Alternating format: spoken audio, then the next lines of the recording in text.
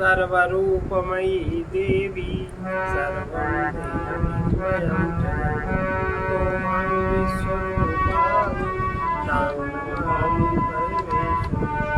चैतन्यं शाश्वतं शान्तं व्योमातीतं निरञ्जनं नादबिन्दुकलातीतं तस्मै श्री गुरुवे। चेतना की जिस उच्चतम स्थिति पर समस्त जगत की वस्तुएं और व्यक्ति आश्रित है, उसी में आत्मभाव से स्थित रहना सिद्धासन है। उसी में आत्मभाव से स्थित हो जाना यही सिद्धासन है। तात्पर्य यह है कि केवल शरीर को एक विशेष आसन पर साधे रहना सिद्धासन नहीं है। चेतना की उच्चतम स्थिति आत्मा या ब्रह्म में समाविष्ट होकर उसी में स्थित रहना, ये सिद्धासन है। अगला श्लोक देखिए। मूल बंध क्या है? यन्मूलं सर्वभूतानां यन्मूलं चित्तबन्धनं मूलबन्धा सदा सेव्यो योगो सौराजयोगिनाम् यन्मूलं सर्वभूतानां यन्मूलं चित्तबन्धनं मूलबन्धा सदा सेव्यो योगो सौराजयोगिनाम्। जो समस्त भूतों का मूल है, जहाँ से सारे भूत उत्पन्न हो और जिसके आश्रय से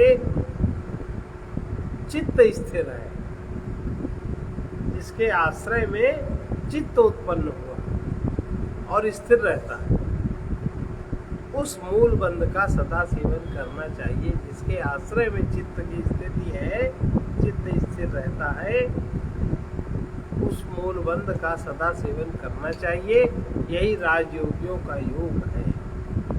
सब कुछ उसी परमात्मा से ही उत्पन्न होता है और सबका उसी से सर्वत्र पोषण होता है। वही प्राणियों का जीवन है, जिसकी कृपा से समस्त क्रियाएं संपन्न होती हैं। उसी परमात्मा को की ओर अपना मन ले जाकर उसी के साथ संबंध कर देना, उसी परमात्मा के साथ संबंधित हो जाना, उसमें अपने अहंकार को विलीन कर देना ही मूल बंधन है। मूल माने जो सबसे पहली जड़ है, वो बंधन। जैसे वृक्ष की मूल उसे धारण करती है और वृक्ष का पोषण करती है, वैसे ही सच्चिदात्मा सभी प्राणियों को धारण किए है और उन्हें जीवन की चेतना भी प्रदान करती है। मन को इसी आंतरिक स्थिति में केंद्रित रखने से और उसी में समाहित कर देने से अनंत चेतना के प्रकाश में हम पहुंच जाते हैं। इसका अभ्यास सावधानी से निरंतर करते रहने से पतंजलि का राजयोगी शुद्ध चेतना के परम पद को प्राप्त कर लेता है। यही मूल बंध है।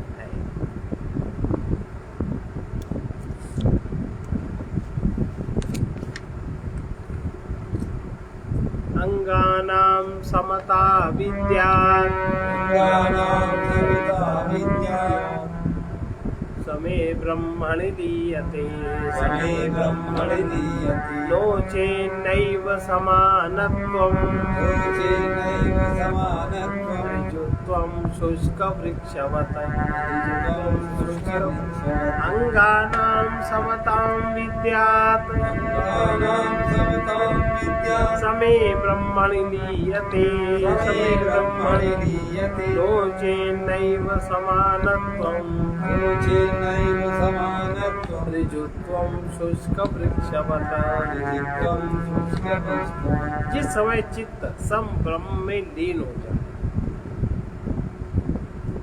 जिस समय चित्त सम ब्रह्म में लीन हो जाए, चित्त की वृत्तियां समाप्त हो जाए, उसी समय अंगों की समता समझनी चाहिए। उसी समय समता है। अन्यथा सूखे वृक्षों के समान अंगों की निश्चलता, कुछ काम धाम न करे, निश्चल रहे, वो निश्चलता ठीक नहीं। ध्यान योग के साधक को प्रारंभ में अपने भौतिक शरीर को अचल और स्थिर करने का आदेश दिया जाता है, किंतु उसका अंतिम लक्ष्य अपने अहंकार को शरीर से ऊपर उठाकर शुद्ध चेतना की उस स्थिति तक पहुंचा देना है जहाँ निर्विषय स्वानुभूति शेष रहती है। शरीर और जगत को अपनी चेतना से साफ कर दूर कर देने पर जो परम जागृत अवस्था प्राप्त होती है। शरीर और जगत को अपनी चेतना से साफ कर देने, चेतना में इसका संस्कार, चित्त में इसका संस्कार न रहे और ये जो परम जागृत अवस्था प्राप्त होती है वही शरीर की यथार्थ सत्ता है। शंकराचार्य जी शरीर को अचल और स्थिर रखने का अभ्यास करने वालों का उपहास करते हुए कहते हैं, शुष्क वृक्ष की तरह सीधे बैठने से कोई लाभ नहीं। दृष्टिम ज्ञानमयीं कृत्वा पश्येद ब्रह्ममयं जगत् सा दृष्टि परमोदारा नासाग्रावलोकिनी दृष्टिं ज्ञानमयीं कृत्वा पश्येद ब्रह्ममयं जगत् सा दृष्टि परमोदारा नासाग्रावलोकिनी। दृष्टि को ज्ञानमयी करते। अभी दृष्टि हमारी मनमयी है, पदार्थमयी है, और दृष्टि को ज्ञानमयी करके संसार को ब्रह्ममय देखने का अभ्यास करना चाहिए। संसार, और जब ज्ञानमयी दृष्टि होगी तो ब्रह्ममय संसार दिखेगा। यही दृष्टि अति उत्तम है। नासिका के अग्रभाग को देखने वाली दृष्टि अति उत्तम नहीं। पूर्व में योग के 15 अंग गिनाते हुए स्थिर दृष्टि का भी उल्लेख किया था। यहाँ शंकराचार्य जी साधना का कुछ गहन तात्पर्य स्पष्ट करते हैं। हम अपनी साधना का प्रारंभ स्थिर दृष्टि से कर सकते हैं। उससे मन को एकाग्र करने में सहायता मिलती है। शांत मन में ही आत्मबोध जागृत होता है और फिर मन उसी में समाहित हो जाता है और समस्त विषय जगत ध्यान योगी को चेतना से अलग मालूम पड़ने लगते हैं। चेतना के उच्च स्तर पर पहुंचकर मन समाप्त हो जाता है और सब कुछ ब्रह्म रूप में अनुभव आने लगता है। यही परम उदार या श्रेष्ठ दृष्टि है। केवल नासिका के अग्रभाग पर देखते रहने मात्र से आनंदमयी आध्यात्मिक जागृति प्राप्त नहीं होती। दृष्ट दर्शन दृश्यानां विरामो यत्र वा भवेत् दृष्टिस्तत्रैव कर्तव्या नासाग्रावलोकिनी। दृष्ट दर्शन दृश्यानां विरामो यत्र वा भवेत् दृष्टिस्तत्रैव कर्तव्या नासाग्रावलोकिनी। जहाँ दृष्टा माने देखने वाला, दृष्टा माने अहंकार और साक्षी माने आत्मा। साक्षी अहंकार, साक्षी दृष्टा को भी देखता है। दृष्टा तो अहंकार है ही है, यहाँ नहीं कहीं भी। जब दृष्टा कहेंगे तो वो दृष्टा प्रकृति का दर्शन करता है। प्रकृति का ही सूक्ष्म अंश अहंकार है और ये सब स्थूल अंश है। और साक्षी माने वो अहंकार को देखने वाला है। दृष्टा, दृश्य और दर्शन, और दृष्टा, दृश्य और दर्शन, इस त्रिपुटी का जहाँ अभाव हो जाता, जहाँ तीन समाप्त हो जाते हैं, यही दृष्टि करनी चाहिए, नासिका के अग्रभाग पे नहीं। मतलब जगत में जो ब्रह्म तत्व है उसको देखने का, उसी में स्थिर रहने का प्रयास करना चाहिए। अब दृक् स्थित विषय पर एक और श्लोक है। इस समय पूर्व वासनाओं के दबाव से हमारा सारा ध्यान बाह्य विषयों की ओर बिखरा हुआ है। विषयों में ध्यान क्यों बिखरा है? क्योंकि अंदर चित्त में वासनाएं दबाव दे रही हैं। जो वासनाएं संचित है उनका दबाव मन पे पड़ता है, तो और उनका चित्त में वो वृत्तियां उभरती हैं, फिर मन पे आके उनका दबाव पड़ता है। उस दबाव के कारण हमारा सारा ध्यान बाह्य विषयों की ओर केंद्रित हो जाता है, बिखर जाता है। उस तरफ से दृष्टि हटाकर अपना पूरा ध्यान आत्मा में ही केंद्रित करना सच्ची साधना है। यहाँ दृष्टि का तात्पर्य ध्यान। हमारा ध्यान जहाँ होता है उसी तरफ हमारी दृष्टि स्वतः चली जाती है। इस दृष्टि को अपने हृदय में जीवन के स्रोत स्वरूप चेतना की गहराई की ओर ले जाकर आध्यात्मिक बनाना चाहिए। लेकिन जब हमारे ऊपर संसार का दबाव नहीं रहेगा मन पे, अब वो दबाव कैसे न रहे उसका साधन करें और फिर बाद में ये स्थिति बने। जैसे जागने पर स्वप्न देखने वाला स्वप्न दृष्टा, स्वप्न और स्वप्न के अनुभव, जाग जाने पर स्वप्न दृष्टा, स्वप्न और स्वप्न के अनुभव सब एक जागृत पुरुष में विलीन हो जाते हैं। इसी तरह आध्यात्मिक चेतना में जागने पर जगत का दृष्टा, जगत और जगत के अनुभव सब उस परम चैतन्य में लीन चित्तादि। संजय ने कहा दृष्टि मात्र दृष्टा, मात्र कहा ये देखना वो देखना उसका काम नहीं, तो ये देखना वो देखना ये संध्या का काम नहीं, दृष्टि मात्र एक साक्षी है वो। ठीक कहा, ठीक कहा। वही बात यहाँ कही है, लेकिन थोड़ा यहाँ विस्तार कर दिया उसका। नहीं, इसमें आपने जो कहा दृष्टा अहंकारी की बात संध्या को देखने वाला बनता है। अरे ये हम कह रहे हैं, इसमें तो लिखा है कि दृष्टा, दर्शन और दृश्य तीनों। जब दृष्टा, दर्शन और दृश्य, और दृष्टा कहाँ समाहित होएगा? अगर दृष्टा साक्षी है तो दृष्टा नहीं समाहित होगा, समाहित साक्षी तो नहीं होगा। साक्षी के सामने जो है वही समाहित होगा। और दृष्टा, दृश्य, दर्शन जहाँ तीनों इस त्रिपुटी का भाव हो जाए, साक्षी का भाव कहीं नहीं होता, वही रहता है। ये हमने थोड़ी सूक्ष्म बात कही। ठीक नहीं होगा, ये दृष्टा जो दृष्टा को प्राप्त हो रहा है, न दृष्टा न अब है तो दिखाई पड़ता है, कैसे कह सकते हैं? कैसे कह सकते हैं? ये तो नहीं। अरे कहते हैं कि इस तरह नहीं कहते, और भी कहते हैं बात, तो इसमें जो लिख रहे हैं उसी को समझना चाहिए। उस एक अखंड चेतना में, अखंड चेतना में माने साक्षी चेतना, साक्षी चेतना अखंड है।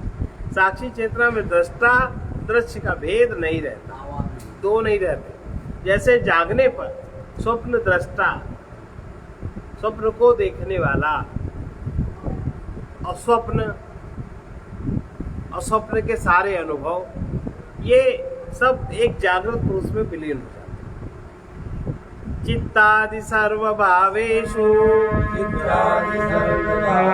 ब्रह्मत्वेनैव भावनात् निरोधा सर्ववृत्तीनां प्राणायामः स उच्यते। चित्तादि मन, बुद्धि, चित्त, अहंकार आदि समस्त जो भाव हैं सब ब्रह्म रूप है। ऐसी भावना करने से संपूर्ण वृत्तियों का निरोध स्वतः हो जाता है। एक एक वृत्ति का उच्छेद नहीं करना पड़ता। जितने भी भाव हमारे अंदर हैं, मन, बुद्धि, चित्त, अहंकार आदि सब भाव तो है, और अलग अलग भाव से अलग अलग स्तर है उनका। तो चित्तादि समस्त भावों में, समस्त भावों से ब्रह्म रूप की भावना करने पर संपूर्ण वृत्तियों का निरोध हो जाता है। यही प्राणायाम सर्वश्रेष्ठ है। हमारे शास्त्रों में प्राण एक पारिभाषिक शब्द है जो भौतिक शरीर में समस्त जीवन आत्मा की अभिव्यक्ति का सूचक है। प्राण, प्राणों से आत्मा की अभिव्यक्ति होती है। प्राणों के द्वारा आपके शरीर का और चेतना का जुड़ाव। इसलिए प्राणायाम का तात्पर्य केवल श्वास प्रश्वास को नियंत्रित करना नहीं, वरन भौतिक स्तर पर बिखरे हुए समस्त जीवन तत्व को नियंत्रित करना है। भौतिक शरीर को ही नहीं, भौतिक स्तर पर जो हमारा जीवन बिखरा हुआ है सबको नियंत्रित करना है। सभी विचार तत्वतः एक ब्रह्म में ही है। ऐसे ज्ञान में वही ब्रह्म सर्वत्र दिखाई देता है। बिना किसी विषय के विचार उत्पन्न नहीं होते। जब जगत विषय है तो जगत से संबंधित विचार है। जगत के विषय मन में पहुंचकर सहसा विचार नहीं बन जाते।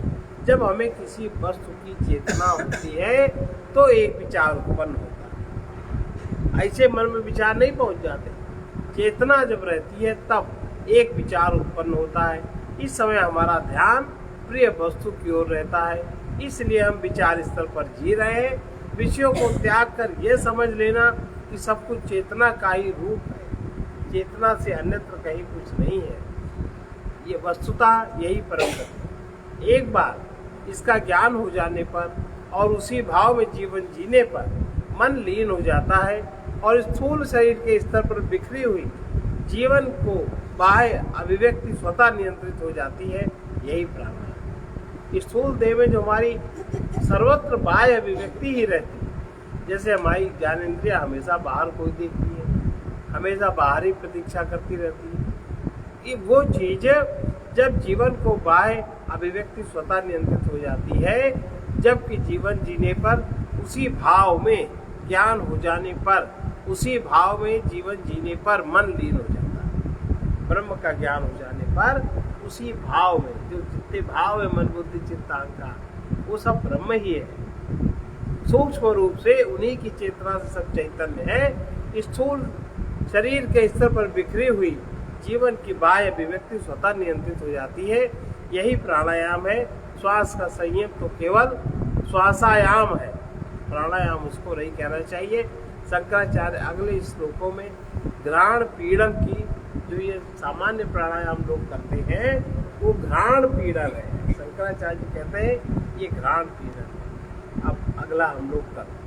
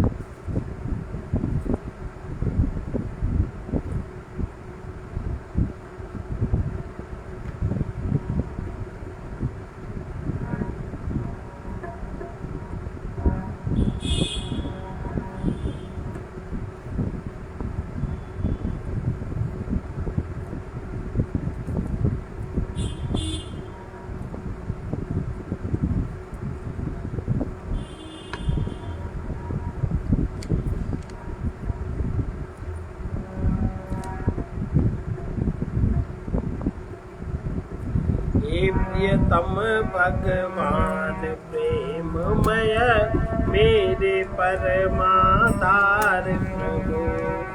हे प्रियतम भगवान प्रेममय मेरे परमाधार प्रभु। हे समर्थ सबके संरक्षक, हे समर्थ सबके संरक्षक, ये अच्युत अविकार प्रभु, ये अच्युत अविकार प्रभु। हे प्रियतम भगवान प्रेममय, हे प्रियतम भगवान प्रेममय मेरे परमाधार प्रभु, मेरे परमाधार समदर्शी पूर्ण परात्पर, समदर्शी पूर्ण परात्पर, ये सबके आश्रय दाता, ये सबके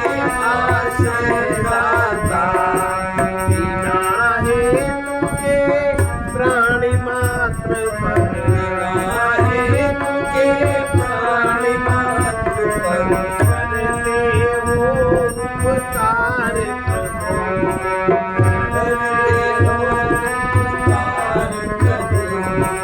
हे प्रियतम भगवान प्रेममय,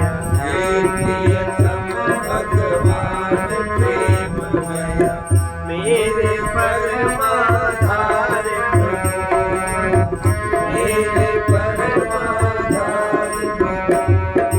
कितना ही कोई पापी हो, फिर भी नहीं किसी का त्याग।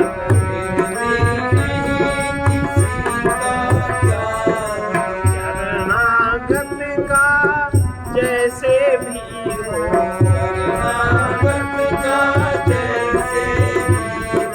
करते तुम उद्धार प्रभु,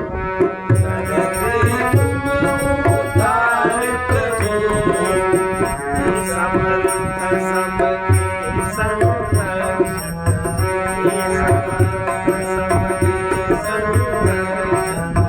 हे अच्युत अविकार प्रभु,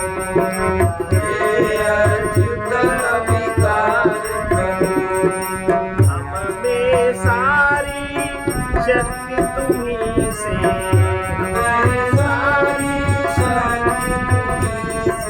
तुम में ही हम रहने नाथ,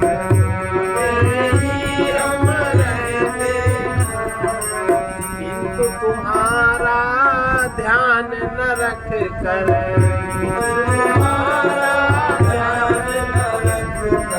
करते स्वेच्छाचार प्रभु,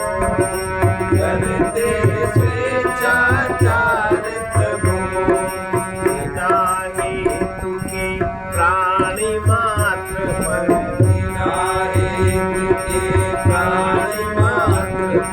करते हो उपकार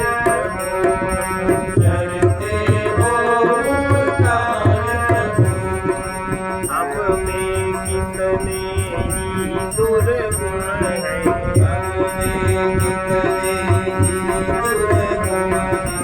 अगणित होते आए पाप,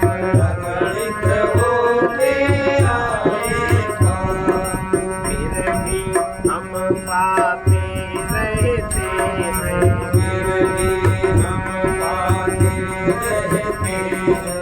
एक तुम्हारा प्यार प्रभु,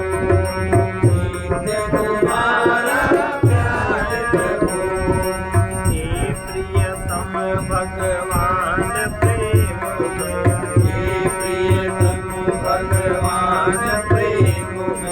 मेरे परमाधार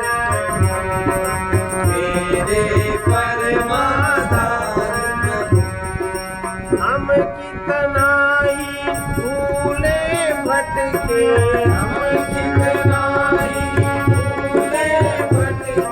पाते तुम में ही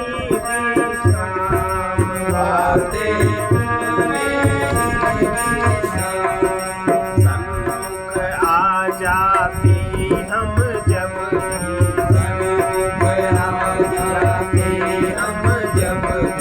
कर लेते स्वीकार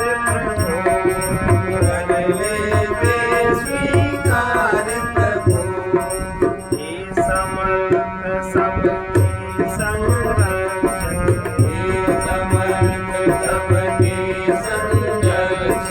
हे अच्युत अविकार प्रभु,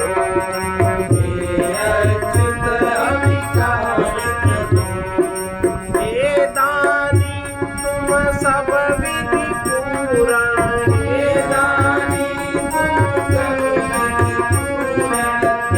करुणा निधि हे निष्काम,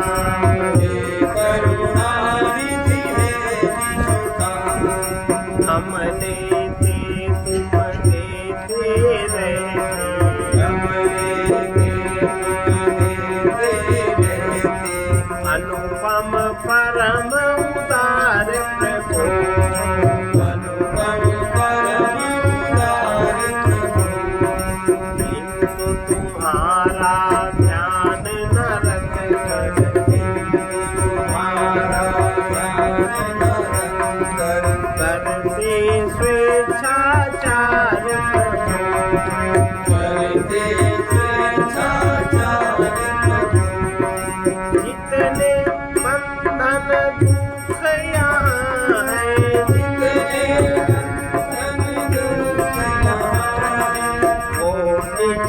सब मन से उत्पन्न,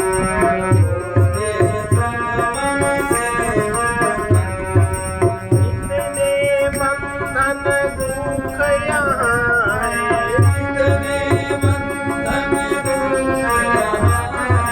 वो निज मन से ही उत्पन्न,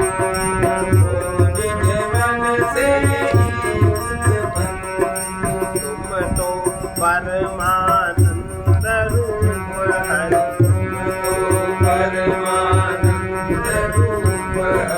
हरते हो दुख भार प्रभु,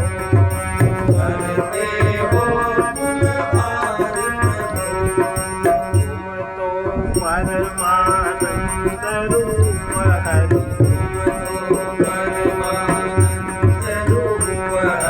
हरते हो दुख भार प्रभु,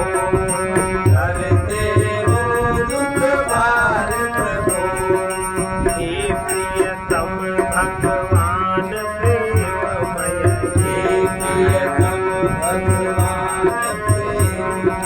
मेरे परमाधार प्रभु,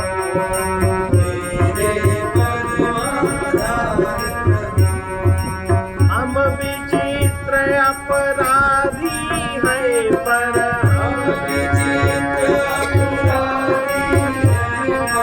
यही सोच कर है निश्चिंत,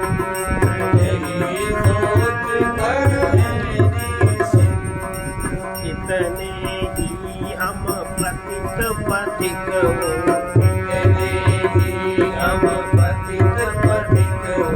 तुम कर दोगे पार प्रभु,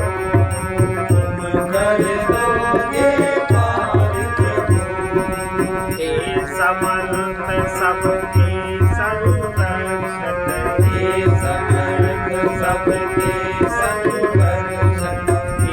अच्युत अविकार प्रभु,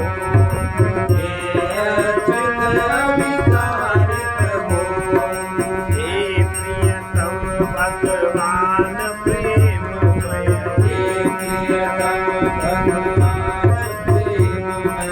मेरे परमाधार प्रभु,